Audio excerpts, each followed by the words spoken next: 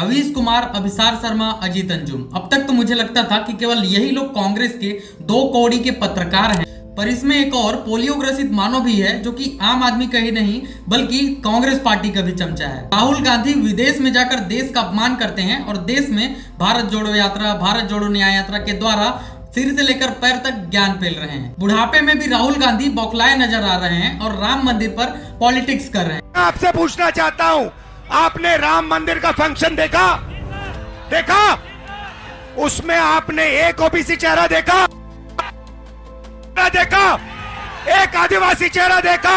नहीं, उसमें एक नहीं था, उसमें अमिताभ बच्चन थे, ऐश्वर्या राय थी। और फाइनली राहुल गांधी की ज्ञान का जब लोगों पर कुछ असर नहीं होता तब उनको याद आता है उनका सोशल मीडिया एम्प्लॉई जो कि यूट्यूब पर व्यूज बटोरने के लिए प्रोपेगेंडा फैलाता है। ध्रुव राठी जो कि अपनी 30 मिनट के वीडियो में देश के प्रधानमंत्री को देश का तानाशाह बताता है। मैं मानता हूं कि सत्ताधारी पार्टी की आलोचना होनी चाहिए, लेकिन आज आलोचना सत्ता पाने और सत्ताधारी पार्टी को नीचा दिखाने के लिए होती है। और आपको तो पता है कि लोकसभा के इलेक्शन आने वाले हैं और अब तो ये आलोचना किसी पार्टी के लिए नहीं बल्कि एक व्यक्ति के लिए हो गई है। कांग्रेस के नेताओं को अपने देश में उपलब्धियां ना देखने की मानसिक बीमारी हो गई है। ध्रुव राठी अपनी इस वीडियो में बीजेपी के पिछले कुछ समय के कार्यों को गलत बताते हुए 2-4 न्यूज आर्टिकल दिखा देते हैं ताकि लोगों को कहीं ये ना लगे कि वो गलत बोल रहे हैं। इसके पास्ट की वीडियोस आप देख सकते हैं जिसमें ये किस तरह से अरविंद केजरीवाल के तलवे चाट रहा है और अरविंद केजरीवाल के शराब घोटाले को बीजेपी का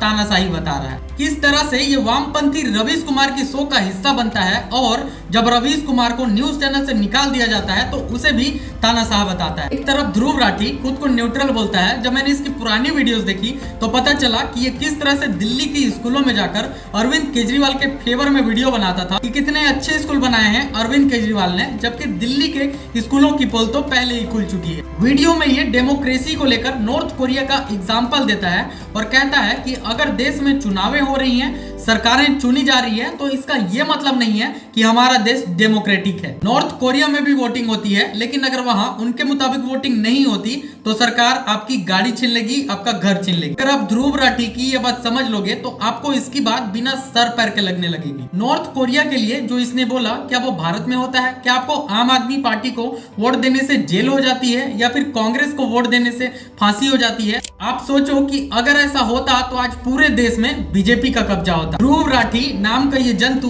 वामपंथी में जकड़ा हुआ एक फ्रस्ट्रेटेड इंसान है जो कि व्यूज के लिए कभी आम आदमी पार्टी तो कभी कांग्रेस पार्टी के तलवे चाटते फिरता है। अगर आपको यकीन ना हो तो आप कांग्रेस के यूट्यूब और ट्विटर हैंडल देख सकते हैं कि किस तरह से इसके वीडियोस उनके यूट्यूब चैनल पर शेयर किए गए हैं, लेकिन उनको एक भी कॉपीराइट तक नहीं आता। और मैं अभी इसका एक छोटा सा क्लिप डाल दूं तो मुझे तुरंत ही कॉपीराइट आ जाएगा।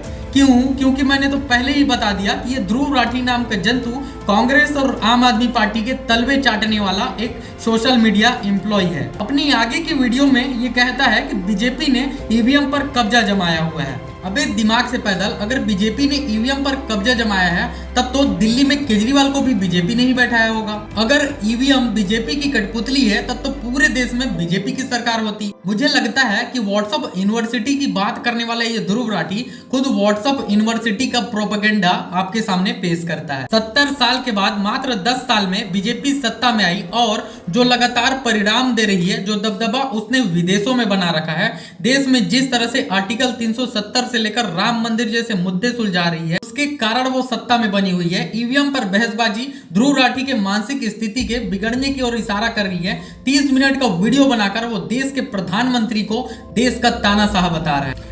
इन दिनों जिस तरह से किसान आंदोलन को गवर्नमेंट सीरियस नहीं ले रही है, जिस तरह से बड़े बड़े नेताओं के घर छापे मारकर करोड़ों रुपए रिकवर किए जा रहे हैं, उसे देखते हुए ध्रुव राठी अपने प्रोपेगेंडा के साथ वीडियो बनाना शुरू कर देता है। बल्कि पिछले कुछ सप्ताह से संदेश खली में जो भयानक पर्दाफाश हो रहे हैं उस पर ये कुछ नहीं बोलेगा, क्योंकि ये तो ममता दीदी का भी सपोर्टर है। देखिए, एक वामपंथी जो होता है वो देश विरोधी होता है। देश के नुकसान से उसे खुशी मिलती है और वो दूसरे वामपंथियों के लिए भी आवाज उठाता है।